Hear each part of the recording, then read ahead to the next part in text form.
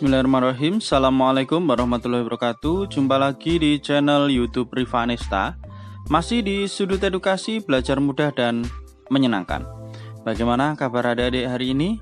Khususnya untuk siswa-siswi kelas 3. Semoga kalian semua dalam keadaan sehat. Karena dengan kondisi yang sehat, pastinya kita bisa melakukan berbagai kegiatan yang kita inginkan. Dan dengan keadaan yang sehat pula, kita bisa belajar bersama untuk membahas soal-soal dari buku penilaian Bu Pena untuk SD atau MI kelas 3 ya. Yang mana kita masih membahas soal di buku 3D tema 7 perkembangan teknologi. Dan pada kesempatan kali ini kita akan membahas soal atau latihan soal di tema 7 subtema 2 ya. Jadi yang masih ketinggalan pembahasan video kami sebelumnya bisa dilihat di playlist ya. Playlist Bu Pena kelas 3. Oke, langsung saja ya adik-adik kita ke soal yang akan kita bahas kali ini. Ya, ini di halaman 51. Halaman 51 ya, latihan soal subtema 2, tema 7 subtema 2. Perkembangan teknologi produksi sandang. Kita mulai dari muatan bahasa Indonesia KD 3.6. Nomor 1. Kata yang tepat untuk melengkapi kalimat rumpang berikut adalah, nah kita lihat ya kalimatnya. Untuk melestarikan dan memperkenalkan tenun, pemerintah kota Ternate ajang pameran tenun Nusantara. Nah, ini jawabannya adalah mengadakan ajang pameran tenun Nusantara. Jawabannya yang B.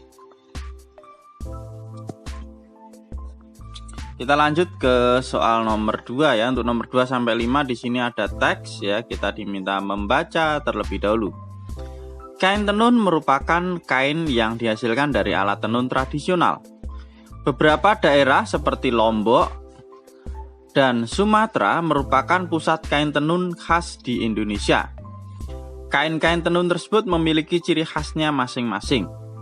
Proses pengerjaan kain tenun lebih sulit dari jenis kain lain. Proses pembuatannya pun memerlukan waktu yang lebih lama. Hal ini yang membuat harga kain tenun bisa sangat ya ini ya. Oke, untuk pertanyaan yang kedua, makna kata yang dicetak tebal pada teks tersebut adalah, nih ya saya bacakan ya adik-adik mungkin yang merasa tulisannya kurang jelas ya, bisa disimak ya. Jadi makna kata yang dicetak tebal tadi adalah tradisional. Tradisional itu maknanya apa? Sikap dan cara berpikir serta bertindak yang selalu berpegang teguh pada norma yang ada secara turun-temurun ya. Ini dari KBBI ya, saya ngambilnya makna dari tradisional ya. Sekali lagi saya bacakan.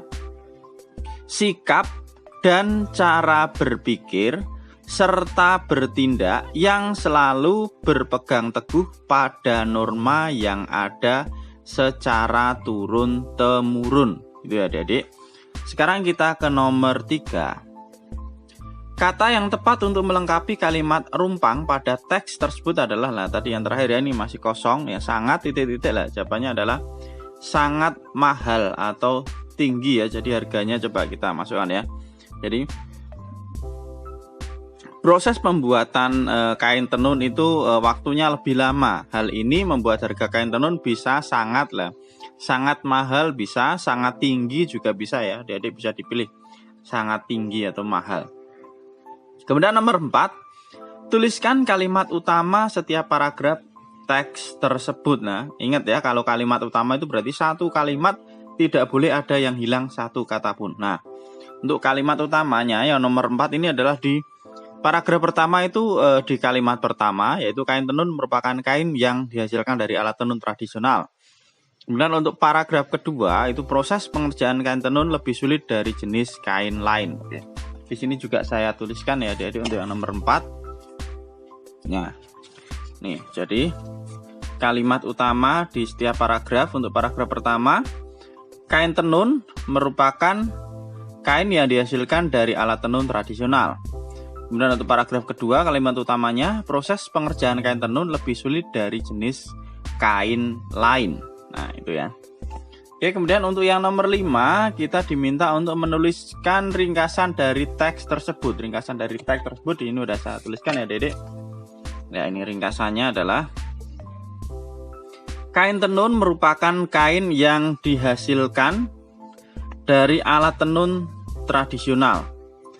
Proses pengerjaannya lebih sulit dari jenis kain lainnya. Proses pembuatannya pun memerlukan waktu yang lebih lama. Ini ya ringkasannya. Jadi kain tenun merupakan kain yang dihasilkan dari alat tenun tradisional. Proses pengerjaannya lebih lama. Proses pengerjaannya lebih sulit dari jenis kain lainnya. Proses pembuatannya pun memerlukan waktu yang lebih lama. Ya, jadi atau mungkin mau ditambahkan kalimat yang terakhir ya, sehingga harganya lebih tinggi atau lebih mahal ya, sehingga harganya lebih tinggi. Boleh ya kalau mau ditambahkan satu kalimat terakhir. Jadi kain ini merupakan kain tradisional karena proses pembuatannya yang lama ya dan sulit, maka harganya dia lebih tinggi. Ya adik-adik semua. Oke, sekarang kita lanjutkan ke muatan pelajaran berikutnya, yaitu matematika. Bangun datar berikut yang tidak memiliki simetri lipat adalah, jawabannya yang A, jajar genjang ya. Jadi kalau kita lipat, yang namanya simetri lipat itu dia tidak bisa bertemu ya. Itu namanya tidak memiliki simetri lipat. Nomor 2, banyak sumbu simetri bangun di samping adalah, ini ada 3 ya. Jadi ini segitiga sama sisi. Nah, jadi sini kalau kita tarik garis, kita hubungkan, lah ini bisa saling menutupi. Ini ada 1, kemudian ada 2, ada 3. Nomor 4, bangun datar persegi memiliki 4 sumbu simetri ya. Persegi itu memiliki 4 sumbu simetri. Nah, kemudian nomor 4, bangun datar yang memiliki simetri putar tingkat 3 adalah, lah ini ya, ini tadi ya, jawabannya adalah segitiga sama sisi. Ya, segitiga sama sisi ya, ini sudah saya tuliskan. Kemudian nomor 5, gambarlah proses tingkat simetri putar bangun persegi panjang ya. Ini ya gambarnya Dedek, saya buatkan langsung di sini. Ini persegi panjang ya. Oke, jadi 2 sisi yang berhadapan itu sama panjang ya. Ini persegi panjang ini adalah A, B, C, D. Nah, proses tingkat simetri putarnya jadi memiliki 2 simetri putar ya. Persegi panjang itu nih yang pertama, yang kedua. Jadi kita putar sebanyak 180 derajat. Nah, 180 derajat lah. Ini A-nya berpindah di atas ya. B-nya itu berpindah juga di atas tapi kiri, kemudian C-nya ini di bawah, D-nya di bawah. Ini kalau kita putar sebanyak 180 derajat ya.